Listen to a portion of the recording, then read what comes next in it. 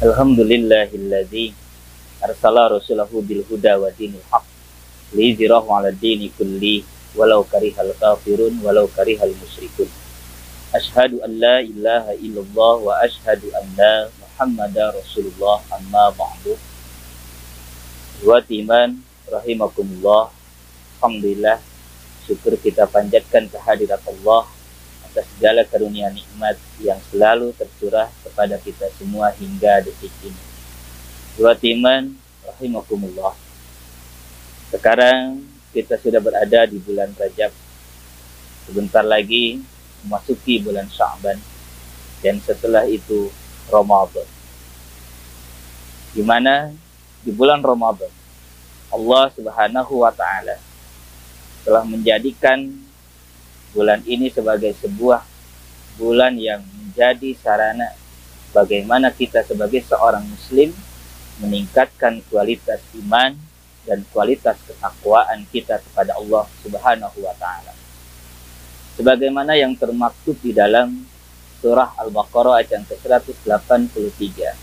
Di sana Allah Subhanahu wa taala berfirman, A'udzubillahi minasyaitonirrajim.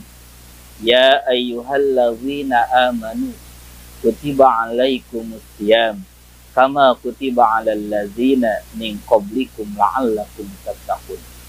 Yang artinya, wahai orang-orang yang beriman, telah diwajibkan atas kamu untuk bersaum atau berpuasa sebagaimana telah diwajibkan kepada orang-orang sebelum kamu agar kamu menjadi orang yang bertakwa. Di dalam ayat ini Allah Subhanahu wa taala telah menjadikan bahwasannya takwa itu adalah ending, tujuan dari apa yang harus dicapai dari ibadah saum yang dilakukan oleh setiap hamba-hambanya. Setiap apa yang Allah wajibkan dalam kewajiban beribadah kepada hambanya tidak selalu berending kepada hal-hal yang bersifatnya materialistik, ya, baik itu sholat, zakat, maupun saum itu sendiri. Ibadah saum yang kita lakukan itu jangan ditanya, apakah kalau kita saum ini kita akan menjadi semakin kaya atau tidak. Nah, tetapi yang Allah inginkan dari ibadah saum itu adalah la'allakum tattaqun, agar kamu menjadi orang-orang yang bertakwa. Apa yang disebut dengan orang yang bertakwa itu? Yang disebut dengan orang yang bertakwa itu adalah orang yang memiliki sifat untuk ittaqah, adanya rasa khawatir, adanya rasa takut kepada Allah Subhanahu wa ta'ala, sehingga dia senantiasa berupaya untuk berhati-hati tidak melanggar segala aturan yang telah Allah tetapkan dan selalu melaksanakan apa yang Allah perintahkan. Nah, dalam rangka upaya mencapai predikat takwa itu sendiri, maka seseorang itu tidak akan bisa hanya dengan melaksanakan ibadah saum, tetapi harus dengan rentetannya. Artinya ibadah-ibadah pendukung yang akan mampu menjadikan ibadah saum itu sebagai sesuatu yang melahirkan pribadi kita sebagai orang-orang yang bertakwa. Saum itu secara bahasa adalah al-imsaku, yang artinya menahan. Disebut dengan menahan di sini artinya al-imsaku minal akli wasyurbi, yaitu menahan diri dari makan dan minum, wal jima'i, dan jima', min tulu'il fajri, dari mulai terbitnya fajar, ila ghurubi syamsi, sampai dengan terbenam matahari. Jadi yang disebut dengan ibadah saum itu sendiri adalah secara harfiah, secara istilah, memiliki makna bagaimana seseorang itu menahan diri dari makan dan minum dan jima bersama istrinya di siang hari dari mulai terbit fajar sampai dengan terbenamnya matahari. 3 hal ini merupakan sesuatu yang halal pada awalnya, tetapi karena Allah nyatakan adanya larangan untuk makan, minum, dan berjima di siang hari dari mulai terbit fajar hingga dengan terbenam matahari, dan kita mengikuti itu, maka berarti di situ ada benih-benih ketakwaan yang ada dalam diri kita. Kenapa disebut benih-benih ketakwaan? Karena orang yang bertakwa itu adalah orang yang al-khudu'u, orang yang tunduk, orang yang patuh. Maka ketika dia tunduk dan patuh, dia tidak lagi bertanya kepada Allah, kenapa dia harus begini, kenapa dia harus begitu, kenapa harus dilakukan ini, dan kenapa harus dilakukan itu. Tetapi bagi dirinya, ketika sudah tertanam benih-benih ketakwaan, maka dirinya akan selalu melakukan apa yang Allah perintahkan. Sami'na wa ata'na, kami dengar dan kami taat. Nah, untuk menjadi predikat yang bertakwa tadi, tidak cukup seseorang hanya dengan menahan lapar, menahan haus, tidak berjima di siang hari, dan itu bagian dari satu bentuk ketundukan dan kepatuhan kepada Allah Subhanahu wa Ta'ala atas segala perintahnya. Tetapi juga ibadah saum ini harus wakamaluhu, harus disempurnakan. Dari apa bagaimana menyempurnakannya? Yaitu dengan cara menjauhi minal mahdurat wal muhrim, menjauhi dari perkara-perkara yang memang bisa mendorong seseorang melakukan perbuatan yang kotor dan seseorang melakukan perbuatan yang diharamkan. Artinya bahwa ibadah saum ini juga boleh dikatakan sebagai sebuah ibadah tarbiyah. Disebut dengan ibadah tarbiyah artinya ibadah yang penuh dengan penggemblengan, pembinaan terhadap diri kita sebagai seorang muslim. Apa yang digembleng dalam ibadah saum ini? Yang pertama, yang digembleng dalam ibadah saum ini adalah keimanan, ketauhidan, akidah. Yang saya katakan sebagai penggemblengan keimanan, ketauhidan, akidah kita. Karena ibadah saum ini merupakan ibadah yang tidak bisa dilihat oleh orang lain.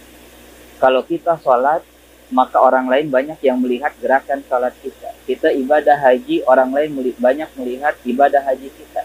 Kita sodakoh, orang lain juga banyak yang melihat apa yang kita sodakohkan untuk orang lain. Tetapi ketika ibadah saum, yang tahu kita sedang menahan lapar, yang tahu kita sedang menahan haus, itu hanya diri kita dengan Allah. Maka bagi orang yang tidak memiliki ketauhidan kepada Allah, bisa saja dia berbohong. Dia mengaku melakukan saum, tetapi sebenarnya dia tidak saum. Hanya dengan berpura-pura lemah, berpura-pura letih, berpura-pura lesu di depan orang lain. Padahal dia mungkin di belakangnya sudah makan semangkok bakso, sudah makan semangkok mie ayam, sudah makan semangkok bubur ayam, dan lain sebagainya. Kenapa? Karena orang lain tidak ada yang tahu. Karena itu, dalam sebuah hadis qudsi Rasulullah mengatakan, Allah mengatakan, atiyamuli, bahwasanya kata Allah, saum itu adalah untuk wa ajajubihi, dan aku yang akan memberikan ganjarannya langsung. Nah, inilah yang disebut dengan tarbiyah akidah, tarbiyah keimanan, tarbiyah tauhid. Bagaimana kita dilatih untuk bersikap jujur terhadap diri kita sendiri, karena Allah senantiasa melihat dan mengawasi setiap tindak tanduk kita, diketahui ataupun tidak oleh orang lain. Yang kedua, ibadah saum ini juga merupakan ibadah tarbiyah dalam segi ibadah. Kenapa? Karena di dalam ibadah saum ini, semua ibadah diberikan tarhibnya, diberikan dorongannya oleh Allah Subhanahu wa Ta'ala. Setiap kebaikan dalam ibadah di bulan Ramadan ini akan diganjal dengan 10 kali lipat. Dan salah satu ibadah yang terbaik dalam ibadah saum Ramadan ini sebagai penunjangnya, yaitu adalah ibadah qiyamu Ramadan. Karena Rasulullah mengatakan, man qama Ramadana imanan wa ihtisaban, ghufira lahu ma taqaddama min dhanbi. Barang siapa yang melaksanakan qiyamu Ramadan karena iman dan mengharapkan ampunan karena Allah kepada Allah Subhanahu wa Ta'ala, maka akan diampuni dosanya yang telah lalu. Maka berarti Allah memberikan dorongan motivasi yang sangat luar biasa melalui ibadah Ramadan ini. Harus diisi pada malam harinya itu dengan ibadah bersujud kepadanya dengan melaksanakan qiyamu Ramadan, atau yang kita sering kenal dengan ibadah sholat tarawih.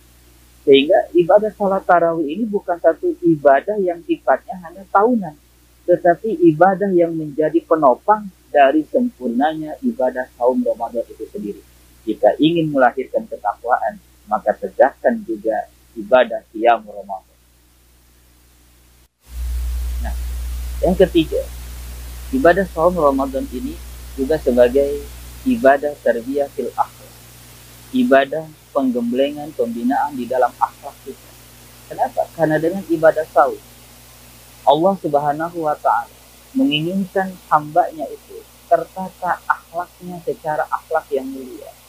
Salah satu akhlak yang dituntun dalam ibadah saum Ramadan ini, seseorang tidak boleh berdusta.